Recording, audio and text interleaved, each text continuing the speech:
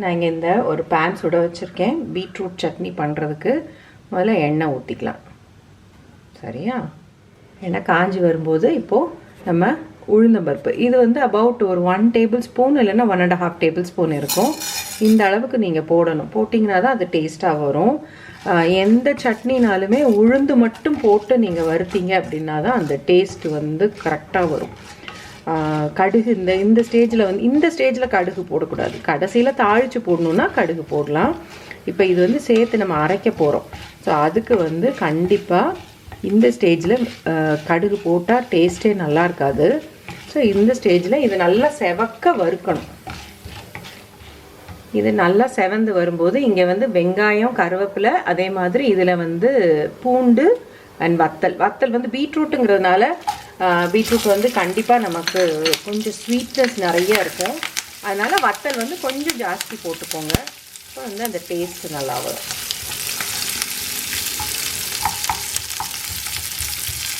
இது வந்து கொஞ்சம் ஃப்ளேவர் என்ஹான்ஸ் பண்ணுறதுக்கு வந்து இங்கே நான் மல்லி விதை எடுத்து வச்சுருக்கேன். நம்ம கொரியாண்டர் சீட்ஸ் இருக்குல்ல, அதை எடுத்து வச்சுருக்கேன். அது இதில் போட்டுக்கிறேன். ஸோ இங்கே பார்த்தீங்க அப்படின்னா நான் இங்கே வந்து பீட்ரூட் ஒரு நல்லா இந்த இடத்துல ஒரு ஃபோட்டோ வரும் உங்களுக்கு. இந்த சைஸ் பீட்ரூட் வந்து நான் திருவி வச்சுருக்கேன். தோலை நீக்கிட்டு திருவி வச்சுருக்கேன் நான். ஸோ இந்த மாதிரி முடிஞ்ச அளவுக்கு தின்னாவே திருவிக்கோங்க. ஸோ அதனால் ஈஸி நமக்கு. இதை வந்து ஆட் பண்ணிக்கலாம்.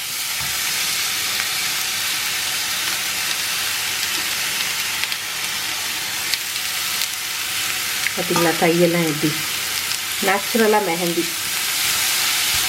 அஃப்கோர்ஸ் மெஹந்தி இந்த கலர் கிடையாது. ஸோ இதை நல்லா வதக்கிக்கலாம். நம்ம நல்லா வதங்கிடுச்சு. இப்போ இந்த ஸ்டேஜில் வந்து கொஞ்சமாக புளி பாருங்கள், இந்த சைஸ் தான். இந்த புளியை இதில் போட்டுக்கலாம். போட்டுட்டு ஆஃப் பண்ணிடுங்க, அடுப்பு ஆஃப் பண்ணிடுங்க. அதே மாதிரி உப்பு, நான் இங்கே பிங்க் சால்ட் ஆட் பண்ணுறேன். நீங்கள் ரெகுலர் கல்லுப்பு அது மாதிரி கூட போட்டுக்கலாம். ஸோ இது வந்து போட்டுட்டு ரொம்ப மிக்ஸ் பண்ணாதீங்க. இது எப்படியும் நம்ம வந்து மிக்சியில் அரைக்க போகிறோம். நல்லா ஆறுனதுக்கப்புறம் மிக்சியில் அரைக்க போகிறோம். ஸோ அதனால் அரைச்சிட்டு அதுக்கப்புறம் அடுத்த ஸ்டெப்பு பார்க்கலாம். இதோ மிக்சியில் எடுத்து வச்சுட்டேன். இல்லை நல்லா ஆறிடுச்சு. இப்போ மிக்சியில் போய் நான் அரைச்சிட்டு வந்துடுறேன். அதுக்கு அடுத்து நம்ம அதை தாளித்து போட்டுட்டேன். நான் இப்போ அரைச்சிட்டு வந்துட்டேன். இப்போ இந்த பேனில் வந்து கொஞ்சமாக எண்ணெய் போட்டுக்குவோம். ரொம்ப கொஞ்சமாக, ஜஸ்ட் இவ்வளோதான். ஓகே,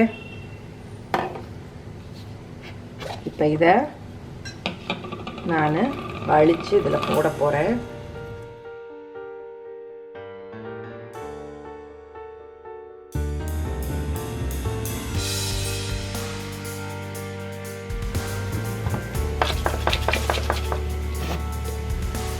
இந்த மிக்சியில் வந்து அந்த மீதி இருந்தது எல்லாத்தையும் கொஞ்சமாக தண்ணி போட்டு ஆட் பண்ணிக்கலாம்.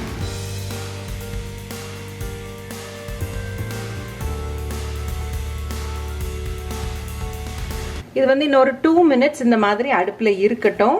அதுக்கப்புறம் அடுத்த ஸ்டெப் பார்க்கலாம். இப்போ இது எடுத்து வச்சிடலாம். இந்த மீன் டைம் நான் இப்படி ஒரு குட்டி கடாய் வந்து சூடு பண்ணி வச்சிட்ருக்கேன். ஓகே, இந்த குட்டி கடாய் சூடாயிட்டு இருக்குல்ல, இதில் வந்து கொஞ்சமாக எண்ணெய் ஊற்றிக்கோங்க. சரியா? ரொம்ப கொஞ்சமாக போதும், நிறையா வேண்டாம்.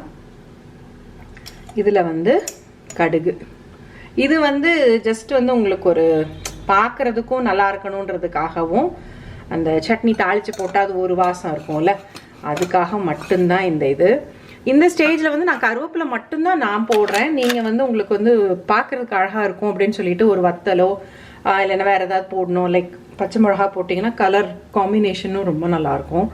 ஸோ அப்படி போடணும்னு நினச்சிங்கன்னா கூட போடலாம். கடுகு நல்லா வெடிச்சிருச்சு. இப்போ நான் அடுப்பை ஆஃப் பண்ணிட்டேன். ஆஃப் பண்ணிவிட்டு கருவேப்பிலையை போட்டுறேன். இப்போ இது வந்து இந்த மாதிரி போட்டுட்டோம் அப்படின்னா உங்களுக்கு சட்னி சூப்பராக ரெடி ஆயிடும். நான் இப்போ ஒரு நல்ல கிறிஸ்பியாக ஒரு தோசை போட்டு இதை சர்வ் பண்ண போகிறேன்.